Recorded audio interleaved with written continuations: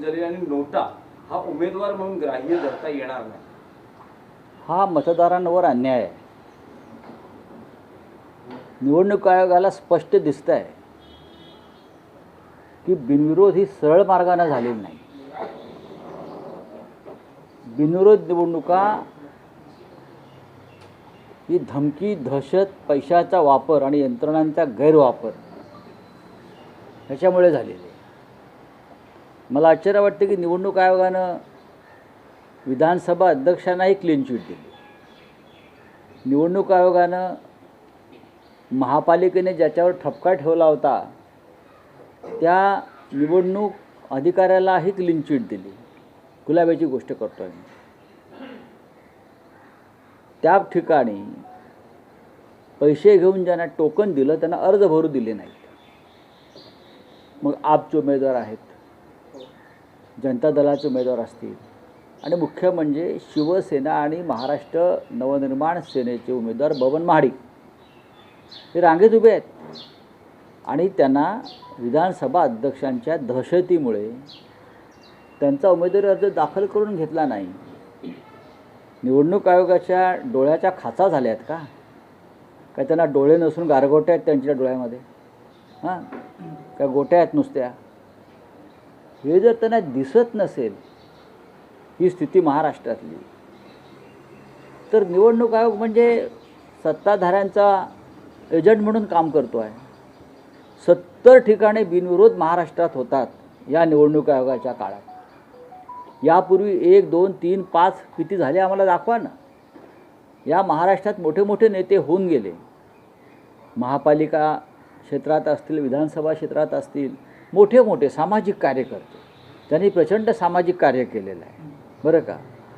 George फर्नांडिसपासून Ahilya रांगणेकरपर्यंत, मुनाळ गोरेपर्यंत, अगदी दत्ताजी नरवाडे विधानसभेचे अध्यक्ष होते. कोणी बिनविरोध निवडणूक होऊ दिली नाही. इतके मोठे नेते होते, इतकं प्रचंड काम ह्या लोकांनी केलेलं आहे. मनोहर जोशी होते नगरसेवक, कधी झाली आहे का बिनविरोध? मग हे सगळे छपरी टपरी बरं का, शिंद्यांचे आणि भाजपचे गुंड मवाली लोक हे निवडून बिनविरोध आणले जातात आणि निवडणूक आयोग त्यांना क्लीन चिट देत आहे.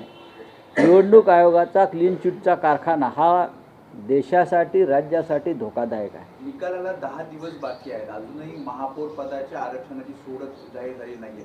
कोणाला कुठे महापौर करायचा हे आधीच ठरवलं जातंय. नक्कीच निवडणूक आयोग हा, मी मगाशी म्हणालो, निवडणूक आयोग हा सत्ताधाऱ्यांचा एजंट म्हणून काम करतो आहे. एजंट म्हणजे जसे पदाधिकारी नेमले जातात एखाद्या राजकीय सत्ताधारी पक्षाचे, त्या पद्धतीनं हे भारतीय जनता पक्ष आणि शिंदे गटाचे पदाधिकारी आहेत. प्रत्येक ठिकाणी निवडणूक आयोगानं घोटाळा केला आहे, नियमभंग केला आहे, कायद्याचं उल्लंघन केलं आहे आणि सत्ताधारी पक्षाला मदत होईल अशा प्रकारचंच त्यांचं वर्तन होत आहे. पण या सगळ्याचा हिशोब त्यांना द्यावा लागेल. प्रत्येक गोष्टीला अंत असतो, लक्षात घ्या. पहिल्यांदाच असं होतं की महापौर पदाचं आरक्षणाची सोडत अजूनही नाही निघत आहे. का निघत नाही? उत्तर आहे का निवडणूक आयोगाकडे? का अमित शहाचा फोन यायला पाहिजे त्यांना? का फडणवीसांनी जाऊन त्यांच्या कार्यालयात बसलं पाहिजे की या पद्धतीनं करा? सांगा ना.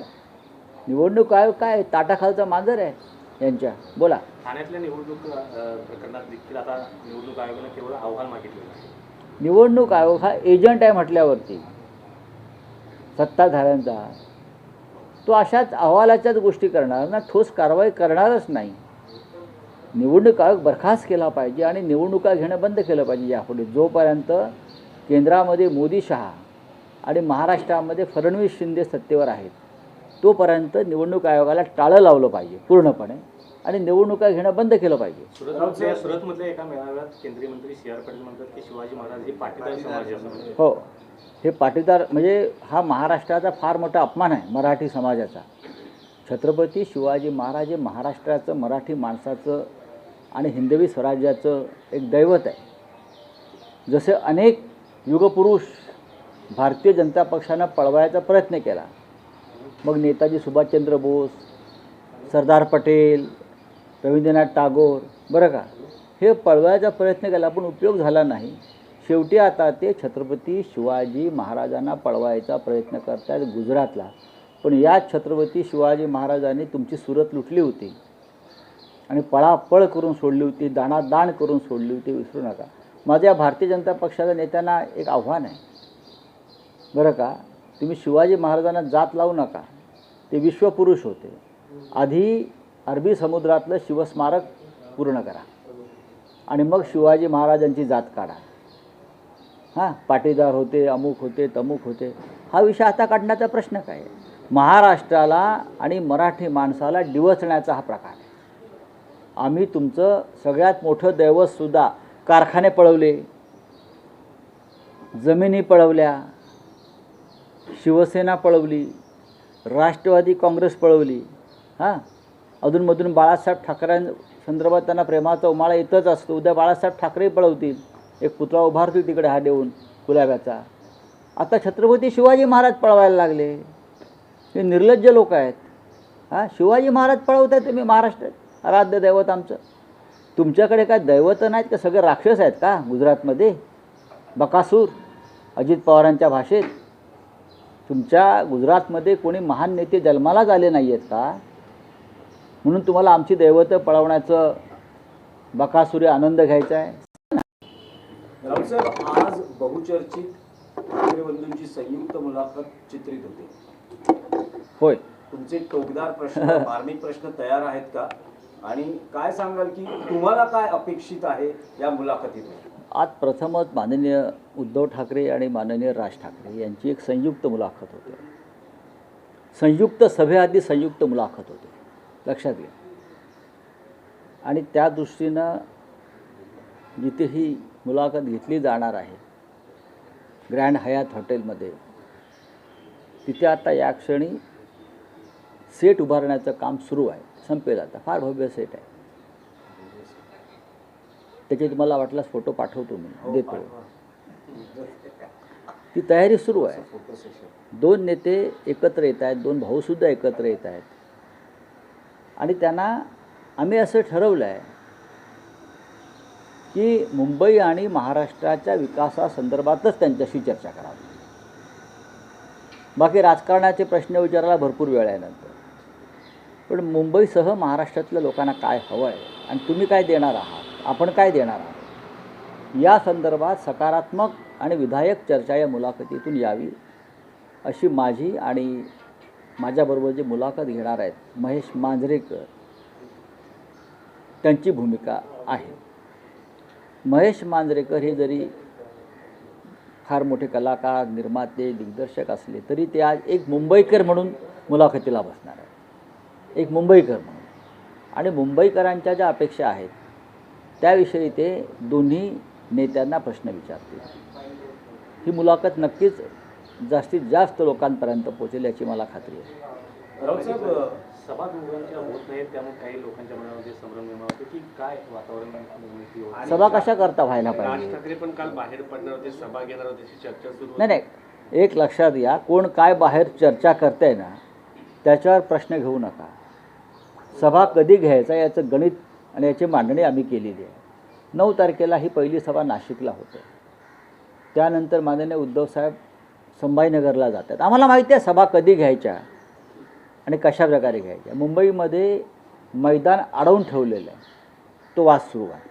म्हणजे शिवसेना किंवा मनसेच्या महायुतीला सभा घेता येऊ नये या राक्षसी हेतूनं बरं का मैदानांवरती दगड ठेवलेले, म्हणजे उगाचच.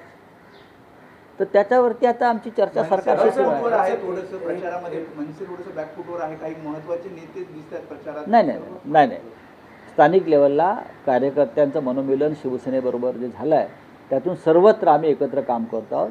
उद्धव साहेबांचे पहिल्यापासून एक त्यांच्या कामाची पद्धत आहे, सभा घेण्यापेक्षा शाखांपर्यंत पोचावं आणि प्रत्येक शाखेच्या बाहेर एक लहानशी सभा होतेच आहे. लोक जमत आहेत, अधिक लोकांपर्यंत पोचून संवाद साधावा हे त्यांचं पहिल्यापासूनचं धोरण आहे. मुंबईमध्ये एकच अतिविराट सभा घ्यावी याच्यावरती आमचं एकमत आहे. राऊत साहेब, आता प्रचार सुरू झालेला आहे. अजूनही दोन्ही ठाकरेंचे अपक्ष बंडखोर रिंगणात आहेत. कारवाई अजूनही होताना दिसत नाहीये. अनेकांवर कारवाई का झालेली दिरंगाई आहे. होते? अजिबात दिरंगाई नाही. दिरंगाई कशाला होईल? खास करून वरळीमध्ये अजूनही परवा आम्ही कारवाई केली नाही, एक यादी आली, अजून एक यादी येईल, होणार. प्रत्येक बंडखोराला, अजूनही बंडखोरांना समजवण्याचे प्रयत्न सुरू आहेत. ज्यांनी स्वतःला बंडखोर म्हणून घोषित केलेलं आहे ते सर्व शिवसेनेचे कडवट निष्ठावंत कार्यकर्ते आहेत.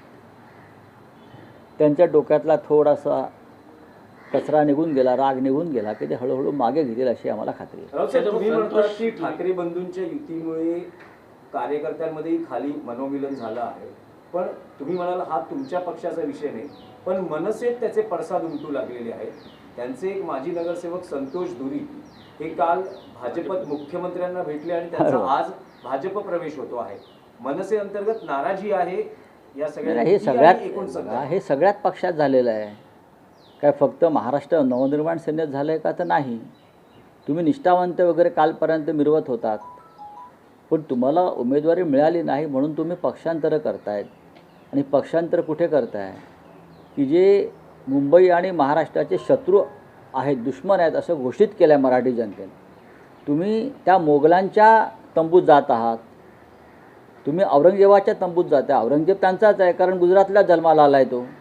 त्याच्यामुळे औरंगजेब हे त्यांचं निशाण आहे भाजपवाल्यांचं. तेव्हा हे जे मराठी कार्यकर्ते आहेत राजकीय, त्यांनी विचार केला पाहिजे. आमच्याकडले काही लोक गेले, काँग्रेसमधले गेले, त्यांना काय एवढं त्या भारतीय जनता पक्षाला सोनं लागलं आहे मला माहीत नाही.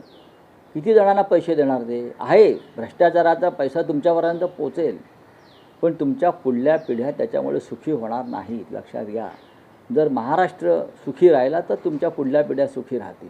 संतोष धुरी बोलत असताना शेजारी आज संदीप देशपांडे देखील होते, आज शिवाजी पार्कर. नाही मला माहिती. नाही, रवींद्र चव्हाणांचं एक वक्तव्य काल त्यांनी केलं की विलासरावांच्या आठवणी आठवणी असं त्यांनी लातूरमध्ये त्यांना शिवाजी महाराजांच्या आठवणीही पुसायच्या आहेत या भारतीय जनता पक्षाला. त्यांना महात्मा गांधी, पंडित नेहरूंच्या आठवणी पुसायच्या आहेत. त्यांना शिवसेना तोडून विकत घेऊन बाळासाहेब ठाकरे हिंदू हृदय सम्राटांच्या आठवणी पुसायच्या आहेत. त्यांना शरद पवारांचं कार्य पुसायचं आहे. आणि त्यांना काय ठेवायचं आहे? तर स्वतः आयत्या बेळावर मारलेल्या रेघोट्या ही त्यांना ठेवायचं आहे. पण लक्षात घ्या, जेव्हा अतिरेक झाला तेव्हा वेणुधुलाचा राष्ट्राध्यक्षसुद्धा हातात बेड्या घालून तुरुंगात गेला. तो सुद्धा होट चोरी करत होता. तो सुद्धा विरोधकांचे लोक फोडत होता. तो सुद्धा विरोधकांना तुरुंगात डांबत होता. प्रत्येक गोष्टीला एक अंत आणि शेवट असतो. असा अंत ह्या लोकांचा सुद्धा होईल हे लिहून ठेवा. साहेब, काल तुम्ही ठाण्यात होतात आणि काल ठाण्यात राज्याचे उपमुख्यमंत्री एकनाथ शिंदे प्रचारात होते, रोड शो झाला. त्यांनी एक विधान केलं आहे की करोनाच्या काळात आम्ही PPE किट घालून रस्त्यात हॉस्पिटलमध्ये गेलो, काही लोक घरात मास्क लावून माझ्या माहितीप्रमाणे एकनाथ शिंदे यांनी करोना झाल्याचं नाटक केलं होतं प्रसिद्धीचं. त्यांना काही करोना वगैरे झालेला नव्हता, ही आमची पक्की माहिती आहे. सरकारमध्ये आम्ही होतो, रिपोर्ट आम्ही मागवले होते. बनावट रिपोर्ट तयार केले, जशी बनावट शिवसेना केली तशी. आणि PPE किट घालून बेडवर बसले आणि सह्या करत होते, दाखवत होते. ही अशी सोंगढोंग तुम्ही आतापर्यंत करताय, कळलं? माननीय उद्धव साहेबांनी करोना काळात काय केलं हे अख्ख्या जगाला, देशाला माहिती आहे ना. जगाने दखल घेतली. मग धारावी असेल, मुंबई, जगाने दखल घेतली. वर्ल्ड WHO जागतिक आरोग्य संघटनेने दखल घेतली. आता जागतिक आरोग्य संघटनेत तर शिवसैनिक नाही आहेत ना, नाहीत ना. जर तिकडे तुम्हाला पैसे देऊन रिपोर्ट बदलता आला असता तर तुम्ही बदलला असता, ते तुम्हाला जमलं नाही. पण जागतिक आरोग्य संघटना, न्यूयॉर्क टाइम्स, त्यानंतर लंडन टाइम्स, या सगळ्यांनी मुंबई महाराष्ट्रामध्ये करोनात राज्याचे मुख्यमंत्री कशाप्रकारे काम करत आहेत ह्याच्यावरती माहिती दिलेली आहे. मोदींनी कौतुक केलं आहे स्वतः. हे काय सांगतात, हे यांना काय करोना वगैरे अजिबात झालेला नव्हता. उमेदवारी मागे घेण्यासाठी मध्यरात्री मला उचलण्यात आल्याचा आरोप एका अपक्ष उमेदवारानं वॉर्ड नंबर 135 मधून केलेला आहे, ज्यामध्ये निवडणूक आयोगाने दखल घ्यावी. एक विषय आहे की एवढा सगळा मुंबई महापालिका आणि 29 महापालिकांचा निवडणुकीचा प्रचार सुरू आहे. विशेषतः महत्त्वाचं म्हणजे मुंबई महापालिका मी असं म्हणाल का हा आमच्या पक्षाशी संबंधित विषय नाही, पण महाविकास आघाडीतला तुमचा मित्र पक्ष सध्या काँग्रेस आहे कुठे, अशी एक राजकीय वर्तुळात चर्चा आहे. नाही नाही, काँग्रेस तर आमच्या नव्या आघाडीत नाही आहे. नाही पण प्रचारामध्ये जो गाजावाजा जे ठाकरे बंधूंच्या युतीचं दिसतंय, बीजेपी शिंदे शिवसेना दिसतंय, तर प्रचारातून थोडंसं आता हा प्रश्न तुम्ही काँग्रेसच्या नेत्यांना विचारायला पाहिजे. राजकीय नेते आणि तुमचे एक एक म्हणजे महाविकास काँग्रेस जेवढी प्रचारात नसेल तेवढा आम्हाला फायदाच आहे ना. ते काही ठरलेलं आहे. बोले हिंदी में क्या है? हाँ बोले हिंदी में क्या है? हिंदी में क्या है? ठाकरे भाइयों पर टिप्पणी की है क्या है? कल रोड शो थाने में हुआ, उसमें उप मुख्यमंत्री एकनाथ शिंदे प्रचार के दरमियान जो है ठाकरे बंधु के ऊपर टिप्पणी की। और क्या कर सकते हो, उनके पास और है क्या? जब तक वो ठाकरे बंधुओं के ऊपर टीका टिप्पणी करेंगे तब तक उनको भारतीय जनता पार्टी में महत्व मिलेगा. हाँ, उनका जो जिसे हम मराठी में भांडवल बोलते हैं, इन्वेस्टमेंट बोलते हैं, वो वही है. ठाकरे बंधुओं के ऊपर बोलना बंद करेगा तो उनको उनके हाथ से शिवसेना और उनका हमारा जो चिन्ह है, सिंबल है, वो निकाल देंगे. इसी काम के लिए तो अमित शाह ने उनको रखा है ना, उसके उनको सैलरी मिलती है ना. चलिए, थैंक यू.